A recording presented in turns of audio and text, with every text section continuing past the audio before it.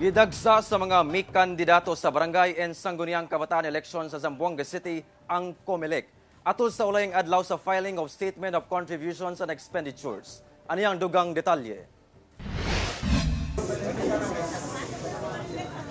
Gidagsa sa mga winning and non-winning candidate niya itong Milabayng Barangay and Sangguniang Kabataan Elections 2023 ang ulayng adlaw sa filing sa Statement of Contributions and Expenditures sa COMELEC office sa Zamboanga City. Ganit temporaryong gisuspende sa COMELEC ang pag-issue og voter certification sa mga nag-request niini sa karon aron pagkatutukan ang maong aktibidad. Meron po tayong na-receive na memorandum from COMELEC main office for the cancellation of the issuance of voter certification for today. Ang SOSE usa ka requisitos nga gikinahanglan isumite sa mga kandidato aron masuta ang mga nagasto nila sa eleksyon, lakip na dinhi ang donasyon nga nadawat. Sumala sa COMELEC, ang maong mga dokumento i-check sa Political Finance and Affairs Department sa COMELEC.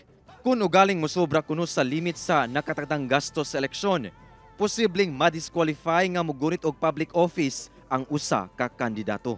For the winning candidates, hindi po sila maka-assume sa position nila, sa office nila, because it is mandated to file SOSE before they can assume office.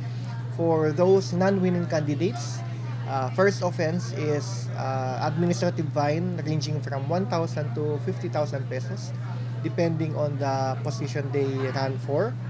For the second offense is perpetual disqualification to hold public office. Sa karon ginasuta pa sa COMELEC Zamboanga City ang total nga mga kandidato nga naka-file na og SOSE gikan sa kapin 4,500 ka mga kandidato sa District 1 ug District 2. Kauban si Sim Romero sa kamera. Ako si Efren Mamak para sa One Mindanao.